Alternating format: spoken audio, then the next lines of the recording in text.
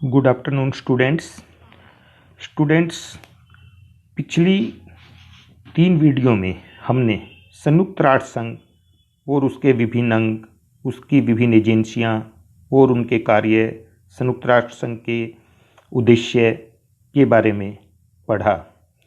आज इस वीडियो के माध्यम से हम आपको एक बहुत ही महत्वपूर्ण चैप्टर वैश्वीकरण के बारे में बताने जा रहे हैं कि वैश्वीकरण, ग्लोबलाइजेशन क्या है, इसके क्या कारण हैं और इसके क्या परिणाम हैं, और आज विश्व में ग्लोबलाइजेशन की प्रवृत्ति क्यों बढ़ती जा रही है।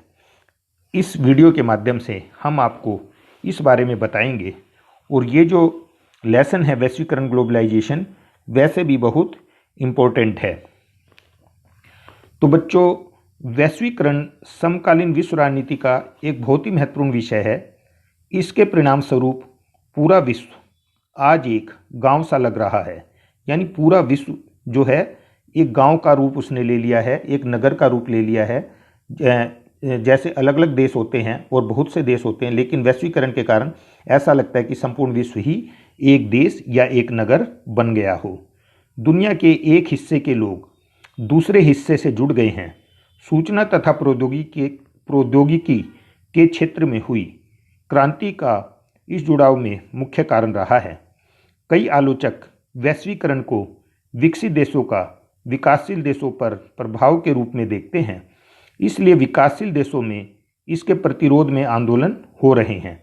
भारत दुनिया में जनसंख्या की दृष्टि से दूसरे स्थान पर है। ये हम सब जानते हैं। पहले नंबर पे जनसंख्या की दृष्टि से चाइना है और दूसरे नंबर पर भारत है। अतः वैश्वीकरण के इस बहुआयामी प्रसार से यह अलग नहीं रह सकता है। यहाँ के लोग भी इस विश्वव्यापी प्रसार से प्रभावित हुए हैं। अन्य विकासशील देशों की तरह यहाँ पर भी वैश्वीकरण के प्रतिरोध के नाम पर विभिन्न सामाजिक आंदोलन चलाए जा रहे हैं। तो हमें ये जानना बहुत ज़रूरी है कि वैश्वीकरण क्या है, इससे क्या आशय है।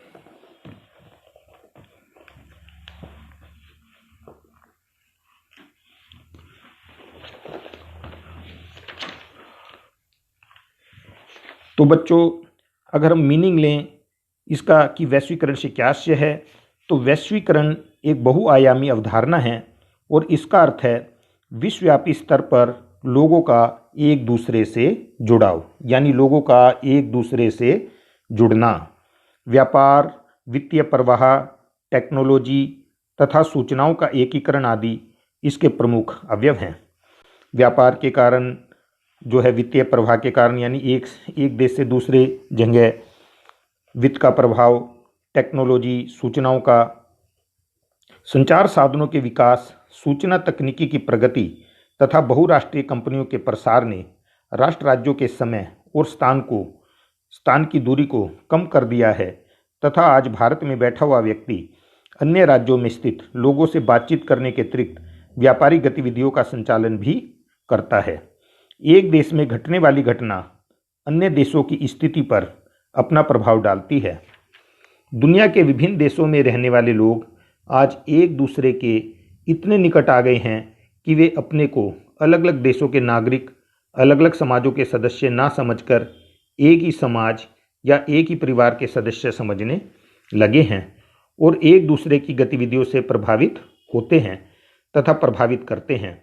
एक राज्य के नागरिक अपने को एक राज्य या एक राष्ट्र के सदस्य तथा अन्य राष्ट्रों के सदस्यों से अलग नहीं मानते, बल्कि सभी राज्य के नागरिक अपने को एक बड़े परिवार अर्थात भूमंडल, संसार का ही सदस्य मानते हैं। आज एक देश के नागरिक दूसरे देशों में भी कई कंपनियां चला रहे हैं। एक देश की बहुराष्ट्रीय कंपनियां संसार के दूसरे देशों के बड़े बड़े नगरों में व्यापारिक गतिविधियां चलाती दिखाई देती हैं। देशों के बीच वस्तु और सेवाओं का तेज गतिशीलता है। अब संसार के लोगों द्वारा व्यापार आदि के साझे नियम बनाने की ओर कदम उठने लगे हैं, जिसके लिए विश्व व्यापार संगठन, वर्ल्ड ट्रेड ऑर्गेनाइजेशन स्थापित किया गया है। यही वैश्वीकरण है। वैश्वीकरण के कारण राज्यों की सीमाओं पर लगी कड़ी चौकसियां शिथिल होने लगी हैं और कई देशों में व्यक्तियों और वस्तुओं पर जो कई नियम और पासपोर्ट और परमिट आदि की बाध्यताएं लगी हुई थी वे शिथिल हुई हैं, यानी वे कम हुई हैं और उन्होंने मुक्त व्यापार की नीति अपनाई है। उदाहरण के रूप में सीमा रेवाड़ी गांव की रहने वाली एक साधारण लड़की है। स्कूली शिक्षा के बाद उसने कोटा ओपन यूनिवर्सिटी से स्नातक की शिक्षा पाई। इसके बाद उसने एक प्रबंधन संस्थान में एमबीए की पढ़ाई की।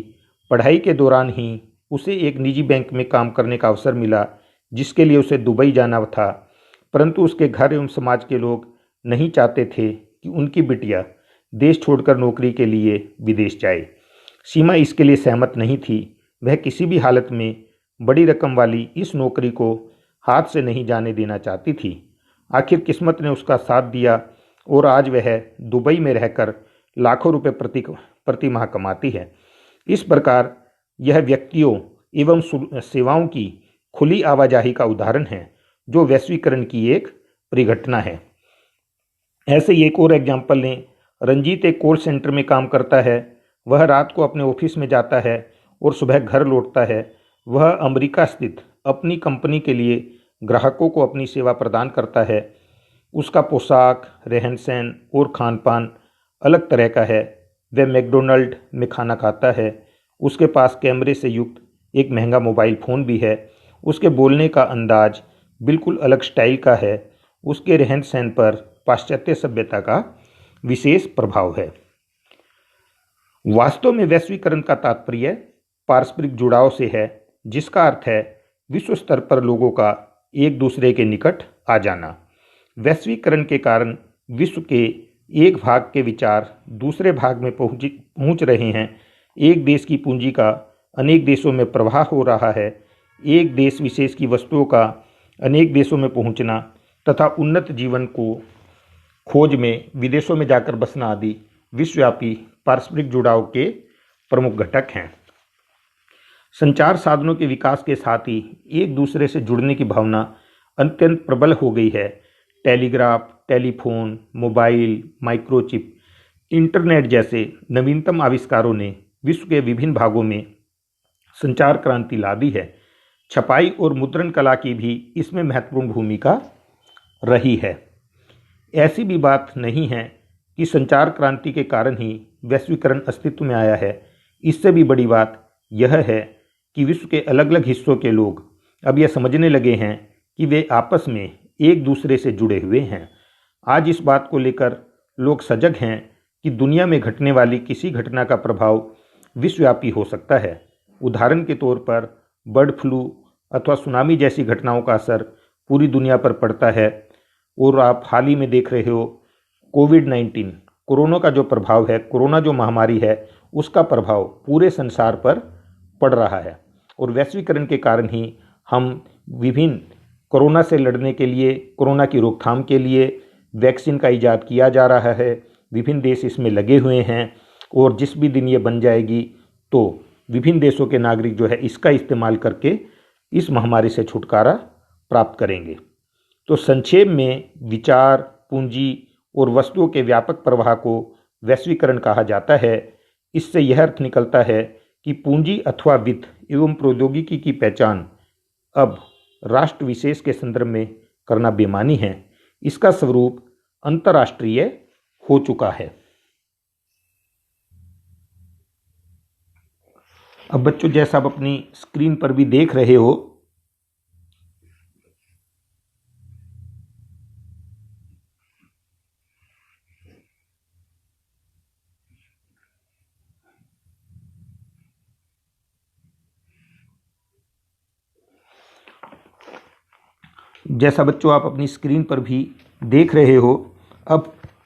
अब हम इस सारे निचोड़ के बाद जान सकते हैं कि वास्तव में वैश्वीकरण क्या है। और इस शब्द का प्रयोग, जैसा आप स्क्रीन पर देख रहे हो, लगभग पिछले 25 वर्षों से ज़्यादा होने लगा है। 91 में जब खुलेपन की नीति स्टार्ट हुई, तब वैश्वीकरण तब से ही बढ़ने लगा। वैश्वीकरण का अर्थ है, वैश्वीकरण से आशय है वस्तुओं, सेवाओं, पूंजी और विचारों का स्वतंत्र प्रवाह, यानी बेरोक टोक एक देश से दूसरे देश में पहुंचना। यानी ये डेफिनेशन हमने अच्छी तरह याद कर लेने की वैश्वीकरण से अभिप्राय वस्तुओं, सेवाओं, पूंजी और विचारों का स्वतंत्र प्रवाह यानी बेरोक टोक एक देश से दूसरे देशों में पहुंचना। राज्यों के बीच आपसी जुड़ाव, इसका एक दूसरे पर निर्भरता। तो इसमें जो प्रवाह है वो मुख्य हैं। तो प्रवाह चार तरह के हैं। नंबर एक, विभिन्न देशों के बीच वस्तुओं का स्वतंत्र प्रवाह। आप देखते हो कि वैश्वीकरण के कारण ही आज संसार के किसी भी हिस्से की वस्तु दूसरे हिस्से में भेजी जा सकती है। हम मंगा सकते हैं, खरीद सकते हैं, बेच सकते हैं। राष्ट्रों के बीच सेवाओं तथा व्यक्तियों का स्वतंत्र आवागमन। इसी की वजह से विभिन्न सेवाएं और व्यक्ति एक देश से दूसरे देश में काम करने के लिए जा रहे हैं। आप जानते हो कि कितने सारे इंडियन जो हैं लाखों की संख्या में अमेरिका, कनाडा, जापान इत्यादि देशों में रह करके कार्य कर रहे हैं। नंबर तीन, राष्ट्र राज्यों के बीच पूंजी का प्रवाह, अर्थात एक देश के पूंजीपति दूसरे देश में पूंजी निवेश कर सकते हैं। इसका बहुत ही अच्छा उदाहरण मल्टीनेशनल कंपनीज हैं। आप देख रहे हो कि मल्टीनेशनल कंपनियां आज विभिन्न देशों में कार्य कर रही हैं, जो कि एक देश की कंपनी विभिन्न देशों में कार्य कर रही है। विचारों एवं संस्कृति का प्रवाह, और विचार और संस्कृति का प्रवाह तो एक देश से दूसरे देश में हो ही रहा है। इसमें इंटरनेट और इसकी बहुत बड़ी भूमिका है। आप जानते हो व्हाट्सएप के द्वारा, फेसबुक के द्वारा, इंस्टाग्राम के द्वारा और बहुत सी अन्य तकनीकों के द्वारा एक देश के विचार, संस्कृति दूसरे देश तक पहुंच जाती है। तो ये प्रवाह हमें बताते हैं कि पूंजी अथवा वित्त और प्रौद्योगिकी की कोई राष्ट्रीय पहचान नहीं होती। चूँकि आज प्रौद्योगिकी और प्रबंधन का भी अंतर्राष्ट्रीयकरण हो गया है, इसलिए प्रबंधक या निपुण शिल्पी विदेशों में बेरोक टोक अपनी सेवाएं बेच सकते हैं।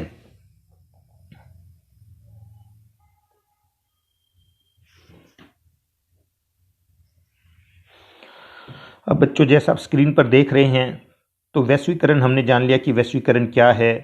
अब हमें ये जानना भी जरूरी है कि वैश्वीकरण के प्रमुख अभिलक्षण क्या हैं। What are the main features of globalisation. वैश्वीकरण की क्या विशेषताएं हैं। तो अब हम इसे एक एक करके लेंगे कि वैश्वीकरण की क्या विशेषताएं हैं। तो पहली जो विशेषता है इसकी वैश्वीकरण की, पूंजी, श्रम, वस्तु एवं विचारों का गतिशील एवं मुक्त प्रवाह, जैसा कि अभी हमने आपको डेफिनेशन में भी समझाया था। तो पहली विशेषता वैश्वीकरण की ये है कि संसार के सभी क्षेत्रों में व्यक्तियों, वस्तुओं, सेवाओं तथा सूचनाओं की अधिक तथा तीव्र गतिशीलता। उदाहरण स्वरूप लोगों को अपने जाने में रुकावटों का कम होना और परिवहन के तेज साधनों का उपलब्ध होना, सूचना का क्षण भर में ही समस्त संसार में प्रसारित होना तथा बड़ी कंपनियों के कार्यालयों का सारे संसार में फैलना, एक देश की बनी वस्तुओं का अन्य देशों में आसानी से उपलब्ध होना। दूसरी इसकी विशेषता है पूंजीवादी व्यवस्था, खुलेपन एवं विश्व व्यापार में वृद्धि। वैश्वीकरण की ये विशेषता है कि संसार के लगभग सभी देशों में लगभग समान अर्थव्यवस्था का होना, जो मुक्त व्यापार तथा खुली प्रतियोगिता पर आधारित है और जिसे आमतौर पर उदारवादी पूंजीवादी व्यवस्था कहा जाता है। आज सोवियत संघ के विघटन के बाद संसार में लोकतंत्रीय शासन व्यवस्था और उदारवादी अर्थव्यवस्था को ही उचित माना जा रहा है और विश्व संस्थाएं उन्हें ही प्रोत्साहित करती हैं। इसका अर्थ है सारे संसार को एक साझा बाजार समझना और विश्व की व्यापारिक गतिविधियों के लिए विश्वव्यापी संगठनों की स्थापना, जैसे World Trade Organization, World Bank, International Monetary Fund और विश्वव्यापी नियमों का निर्माण करना। उदाहरण स्वरूप विश्व व्यापार संगठन की स्थापना तथा उसके द्वारा ऐसे नियम बनाना जो सभी देशों पर समान रूप से लागू हों। तीसरी विशेषता है देशों के बीच आपसी जुड़ाव एवं अंतर्निर्भरता। वैश्वीकरण की इस विशेषता के कारण विभिन्न संस्कृतियों में आपसी मिलाप, उनमें अंतःक्रिया तथा एक दूसरे को प्रभावित करना। आज भारत के लोग अमेरिका जैसी जीवन शैली अपनाने लगे हैं, तो अमेरिका में रहने वाले लोग भारतीय रीति रिवाजों को कुछ अंश तक अपनाने लगे हैं। आज दिसंबर के महीने में भारतीय घरों में भी सांता के चित्र और खिलौने आम देखने को मिलते हैं और अमेरिका के राष्ट्रपति भवन में दीपावली के समय रोशनी की जाती है, यह वैश्वीकरण के कारण ही संभव हुआ है। चौथी विशेषता है विभिन्न आर्थिक घटनाएं जैसे मंदी और तेजी तथा महामारियों जैसे anthrax, Ebola, HIV, AIDS, swine flu और अब आप जैसे देख रहे हो कोविड-19, कोरोना जैसे मामले में वैश्विक सहयोग एवं प्रभाव। इसके कारण विश्व के सभी भागों में रहने वाले लोगों में यह भावना विकसित हुई है कि हम सब एक हैं, एक समाज अथवा एक परिवार के सदस्य हैं और हम सब के हित समान हैं। फ़ोन का बटन दबाते ही व्यक्ति संसार के किसी भी दूर दराज हिस्से में बैठे व्यक्ति से बातचीत कर सकता है और उसके विचारों का आदान प्रदान होता है। वैश्वीकरण की इसी विशेषता के कारण ही जैसे अनेक समस्याएं हैं, आतंकवाद, पर्यावरण की क्षति, संसार के कई भागों में व्यापक निर्धनता और बेरोजगारी, बीमारी, कुपोषण को समाप्त करने के लिए विश्वव्यापी प्रयास किए जा रहे हैं। जैसा कि हम देख भी रहे हैं कि वर्तमान समय में कोरोना महामारी फैली हुई है और इसको रोकने के लिए सभी देश अनेक प्रयोग, अनेक अनुसंधान कर रहे हैं कि जिससे जल्द से जल्द इसकी वैक्सीन बाजार में आए और सभी देशों को इस महामारी से छुटकारा मिले। जैसा आप जानते भी हो कि आज विश्व में कोरोना से करोड़ों लोग प्रभावित हो चुके हैं। अकेले अमेरिका में 1.25 करोड़ से ज़्यादा लोग प्रभावित हो चुके हैं और भारत में भी संख्या करोड़ के करीब पहुंचने वाली है और कई लाख लोग इस महामारी के कारण मारे गए हैं और इसके साथ साथ अनेक प्रत्यक्ष और अप्रत्यक्ष रूप से लोग बुरी तरह से प्रभावित हुए हैं। लोगों को बेरोजगारी, आर्थिक परेशानियों का सामना करना पड़ रहा है। तो ये एक विश्वव्यापी समस्या है और सब इसका मिलकर के ही समाधान निकाल सकते हैं।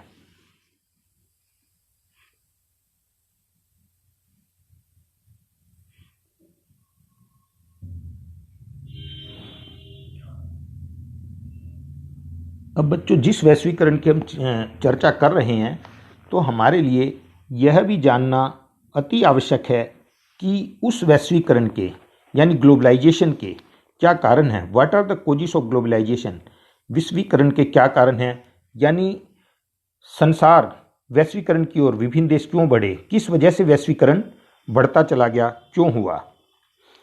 तो वैश्वीकरण तेजी से बदलते हुए अंतर्राष्ट्रीय परिवेश में नितांत अनिवार्य प्रक्रिया है। यह लगातार बढ़ रही अंतर्राष्ट्रीय अंतर्निर्भरता का स्वाभाविक विकास है।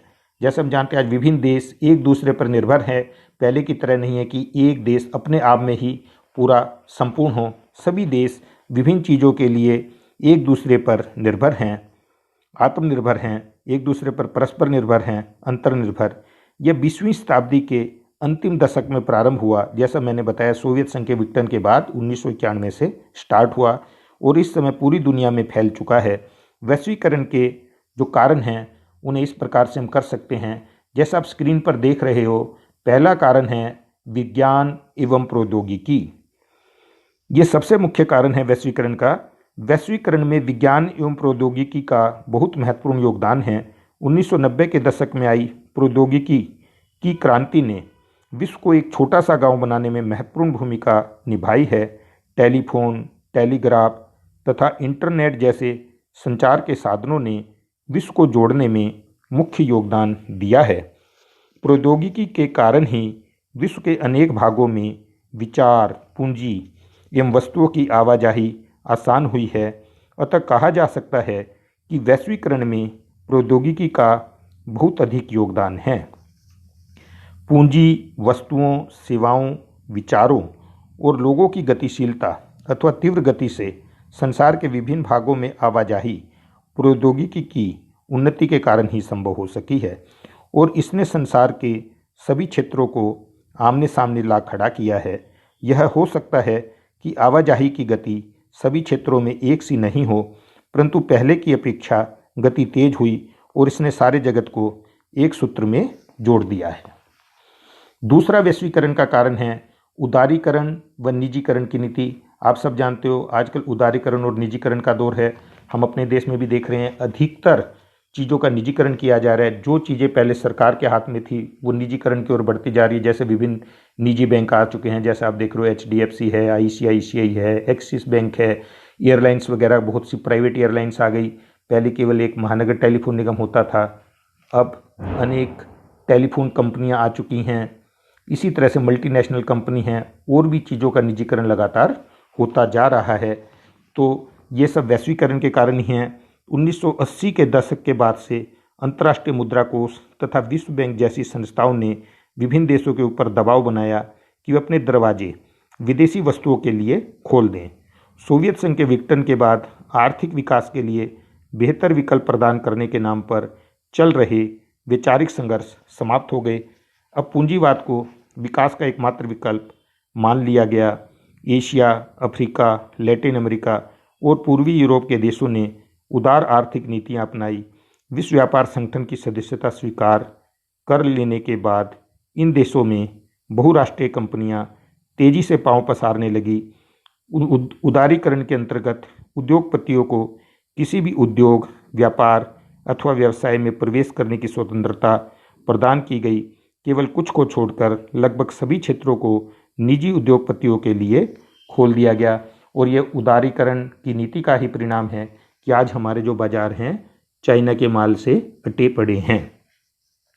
नंबर 3 वैश्वीकरण का जो कारण है वो है पारस्परिक निर्भरता, इंटरडिपेंडेंस। कोई भी राष्ट्र पूर्ण रूप से आत्मनिर्भर नहीं है, बल्कि सभी छोटे बड़े, शक्तिशाली और कमजोर राष्ट्र किसी न किसी आधार पर एक दूसरे पर निर्भर हैं। और यह पारस्परिक निर्भरता दिन प्रतिदिन बढ़ती जा रही है। कोई भी देश भयंकर बीमारी का अकेला सामना नहीं कर सकता। राष्ट्रों के आपसी सहयोग से कई लाइलाज बीमारियों को विश्व से अलविदा कहा जा सकता है। यही नहीं, कैंसर व एड्स जैसी बीमारियों से सभी राष्ट्र जूझ रहे हैं और उसे विश्व से समाप्त करने के लिए सभी राष्ट्र प्रयास में लगे हुए हैं। जैसा वर्तमान में मैंने भी बताया भी कि कोरोना महामारी फैली हुई है और इससे छुटकारा पाने के लिए, इसकी वैक्सीन तैयार करने के लिए विश्व के सभी राष्ट्र प्रयासरत हैं, आपस में जुड़े हुए हैं, प्रयास कर रहे हैं। विभिन्न राष्ट्र संसाधनों के बंटवारे के क्षेत्र में भी एक दूसरे पर निर्भर हैं। इसी प्रकार पर्यावरण की रक्षा और उसके पोषण और संरक्षण की समस्या एक विश्वव्यापी समस्या है। इसे किसी एक राष्ट्र के अपने प्रयत्नों द्वारा हल नहीं किया जा सकता। सभी राष्ट्र इस ओर एकजुट होकर लगें, तभी समस्या पर नियंत्रण पाया जा सकता है।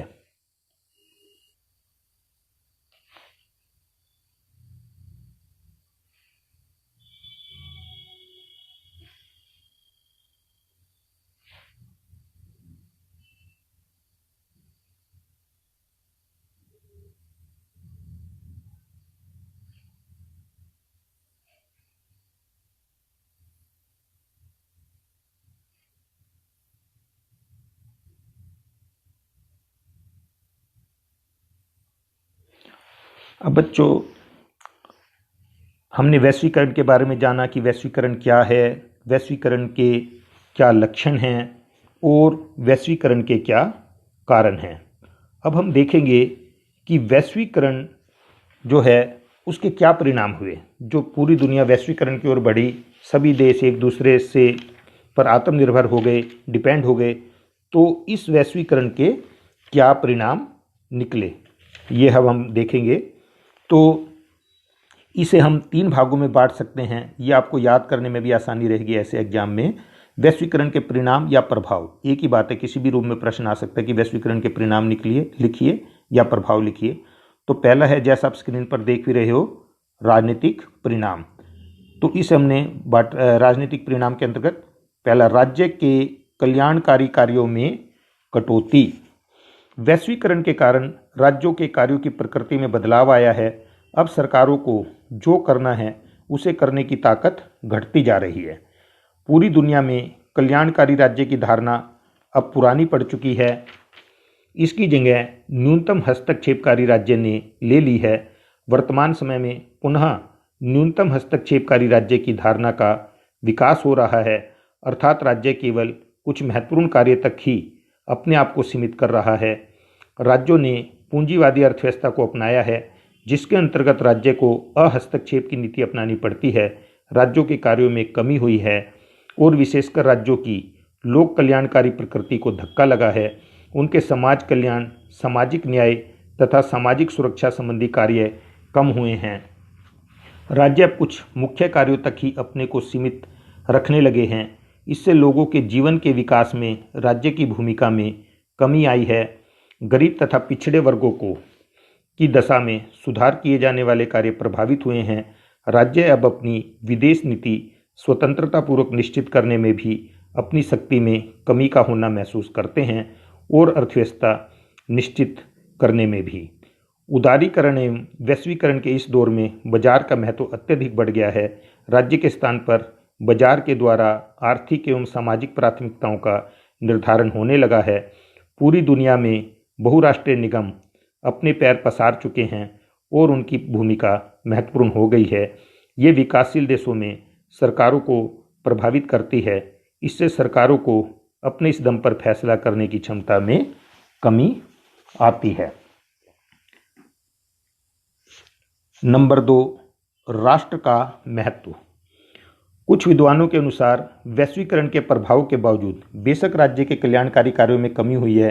राज्य पहले जैसे जितने कल्याणकारी कार्य करता था उतने नहीं करता, सीमित भूमिका में आ गया है। लेकिन उसके बावजूद भी राज्य की शक्तियाँ कम नहीं हुई हैं। राज्य जिन कार्यों से अपने आप को अलग कर रहा है वह अपनी इच्छा से कर रहा है, किसी के दबाव में नहीं। कोई भी राष्ट्र यह नहीं चाहता कि मानवाधिकारों की आड़ में शक्तिशाली देश उसके अंदरूनी मामलों में हस्तक्षेप करें। सभी राष्ट्र आपसी विवादों को स्वयं निपटाना चाहते हैं। वे नहीं चाहते कि रूस या अमेरिका या यूरोप की अन्य कोई बड़ी ताकत विवादों को सुलझाने में मध्यस्थ की भूमिका निभाए। जैसे भारत भी नहीं चाहता कि कश्मीर के मामले में और कोई जो अमेरिका वगैरह हस्तक्षेप करे। विज्ञान एवं तकनीकी की भूमिका। वैश्वीकरण के कारण राज्य पहले की अपेक्षा अधिक शक्तिशाली भी हुए हैं। आधुनिक तकनीक एवं प्रौद्योगिकी की मदद से राज्य अपने नागरिकों को लाभदायक एवं सही सूचनाएं प्रदान करने में सफल हुए हैं। तकनीक एवं सूचना के प्रभाव से राज्यों को अपनी कमजोरियों को जानकर उन्हें दूर करने का अवसर मिला है। प्रौद्योगिकी के विकास तथा सूचना और विचारों की तीव्र गतिशीलता ने राज्य की क्षमता में बढ़ोतरी की है और वह अपने अनिवार्य कार्यों जैसे कि कानून और व्यवस्था को बनाए रखना, बाहरी आक्रमणों से देश की सुरक्षा आदि मामलों को अधिक प्रभावी तौर पर अंजाम दे सकता है। अब हम देखेंगे कि वैश्वीकरण के क्या आर्थिक परिणाम हुए। पहला, व्यापारिक प्रतिबंधों में कमी। वैश्वीकरण के कारण पूरी दुनिया में वस्तुओं के व्यापार में वृद्धि हुई है। अलग अलग देश अपने यहाँ होने वाले आयात पर प्रतिबंध लगाते थे, लेकिन अब ये प्रतिबंध कम हो गए हैं। इसका वास्तविक अर्थ यह हुआ कि धनी देशों के निवेशक अपना धन किसी अन्य देश में लगा सकते हैं, खासकर विकासशील देशों में जहां मुनाफा अधिक होता है। व्यापारिक प्रतिबंधों की कमी के कारण ही बच्चों आप जानते हो अनेक अमेरिकन कंपनियां, चाइनीज कंपनी, अनेक देशों की कंपनियां हमारे यहाँ हमारे देश में व्यापार कर रही हैं और हमारे देश की भी विभिन्न कंपनियां अन्य देशों में व्यापार कर रही हैं। नंबर 2, वीजा नीति। वैश्वीकरण के चलते राष्ट्र की सीमा बाधा नहीं रही। इंटरनेट तथा कंप्यूटर से जुड़ी सेवाओं के विस्तार ने दुनिया को बिल्कुल एक गांव बना दिया है, परंतु जिस सीमा तक वस्तुओं एवं पूंजी की आवाजाही बढ़ी है उस सीमा तक लोगों की आवाजाही नहीं बढ़ सकी है। विकसित देश अपनी वीजा नीति के जरिए अपने राष्ट्र की सीमाओं को चालाकी से अवैध बनाए रखते हैं ताकि दूसरे देश के नागरिक विकसित देशों से आकर नौकरी, धंधे आदि हथिया न लें। यानी वैश्वीकरण के कारण जो वस्तुओं की और सेवाओं की और पूंजी की तो आवाजाही बढ़ी है, यानी ये चीज़ें एक देश से दूसरे देश में निर्बाध रूप से जा रही है, लेकिन जहाँ तक व्यक्तियों की आवाजाही है वो उतनी आसान नहीं है। विकसित देश अनेक कड़े वीजा नियम बनाते जिससे कि दूसरे देश के नागरिक उनके देश में आकर के कहीं बस ना जाएं और उनकी नौकरियां ना हथिया लें कि कहीं उनके अपने लोगों के लिए बेरोजगारी ना उत्पन्न हो। तो ये एक कारण है। आर्थिक नीतियां, तीसरा कारण, आर्थिक परिणाम तीसरा।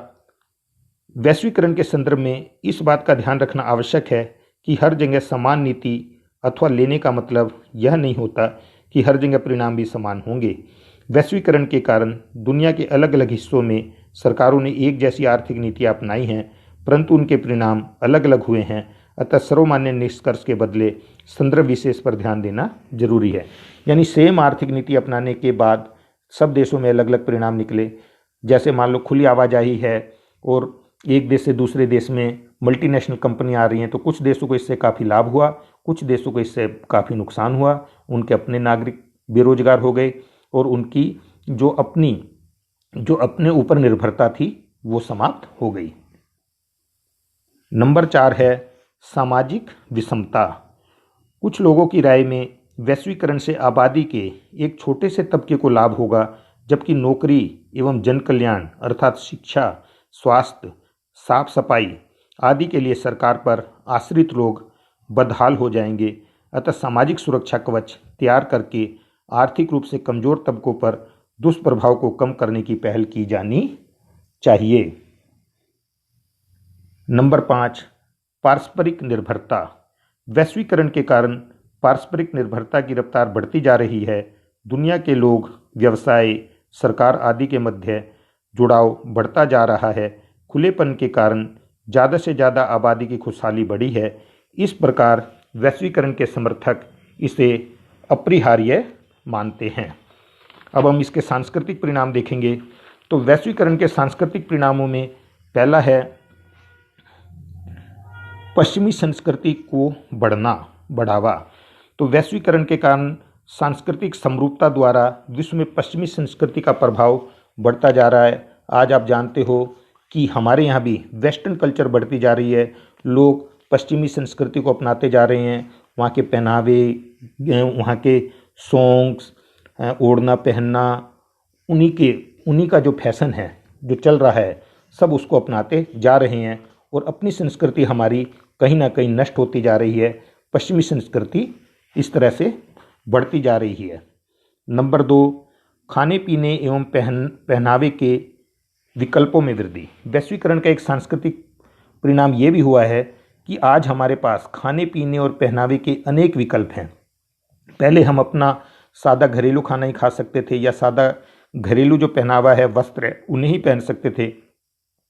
आज हम संसार से के जो विभिन्न देश, एक देश से दूसरे देशों में खाने के भी रेस्टोरेंट हैं उनके, किसी भी देश का खाना हम अपने देश में बैठे बैठे किसी भी रेस्टोरेंट से मंगा सकते हैं, जाके खा सकते हैं। इसी तरह से विभिन्न देशों के जो है ब्रांडेड कंपनियां हमारे यहाँ शोरूम खुले हुए हैं, तो हमारे पास पहनने के भी, कपड़ों के भी अनेक विकल्प हैं। तो इस तरह से खाने और पहनने के कपड़ों के विकल्पों में काफ़ी वृद्धि हुई है, यानी चॉइस में काफ़ी हमारी वृद्धि हुई है। नंबर 3 लोगों में सांस्कृतिक परिवर्तनों पर द्विधा। लोगों में इसके साथ साथ सांस्कृतिक परिवर्तनों पर द्विधा भी है। लोग कई बार ये समझ ही नहीं पा रहे कि जो ये परिवर्तन हो रहे हैं इसमें कौन सा सही है, कौन सा नहीं, हमें कौन सी संस्कृति को अपनाना चाहिए, किसको नहीं। और एक परिणाम ये निकला है कि संस्कृतियों की मौलिकता पर बुरा प्रभाव। संस्कृतियों की मौलिकता पर बुरा असर किस तरह से है कि संस्कृतियों की मौलिकता पर बुरा असर इस तरह से है कि हमारी अपनी संस्कृति नष्ट होती जा रही है और उसके ऊपर विदेशी संस्कृति छाती जा रही है। आज हम अपनी संस्कृति को भूलते जा रहे हैं और विदेशी संस्कृति को अपनाते जा रहे हैं। पहले हम जैसे देसी खान पान करते थे, देसी पहनावा पहनते थे, और आप देखते हो कि गांव में मैरिज वगैरह के अवसर में देसी लोकगीत गाए जाते थे। आज जो है पश्चिमी गीत, पश्चिमी पहनावा, पश्चिमी खान पान का प्रभाव बढ़ता जा रहा है और इसके बीच कहीं ना कहीं जो हमारी संस्कृति थी, जो हमारी मौलिकता थी, वो पीछे छूटती जा रही है, समाप्त होती जा रही है। तो बच्चों, इस तरह से इस वीडियो में आज हमने आपको वैश्वीकरण क्या है, वैश्वीकरण की क्या विशेषताएं हैं, वैश्वीकरण के क्या कारण हैं और वैश्वीकरण के क्या क्या परिणाम निकले, इस बारे में बताया। आशा है आपको इस वीडियो के द्वारा वैश्वीकरण के बारे में काफ़ी जानकारी मिली होगी। आप भी इसे ध्यान से समझने की कोशिश करें। अगले वीडियो में हम आपको वैश्वीकरण के सकारात्मक और नकारात्मक प्रभाव और वैश्वीकरण और भारत और वैश्वीकरण के लेसन से रिलेटेड विभिन्न कार्टून्स के द्वारा जो हमारी परीक्षा की दृष्टि से इम्पोर्टेंट हैं, हम आपको उसके बारे में बताएंगे। धन्यवाद।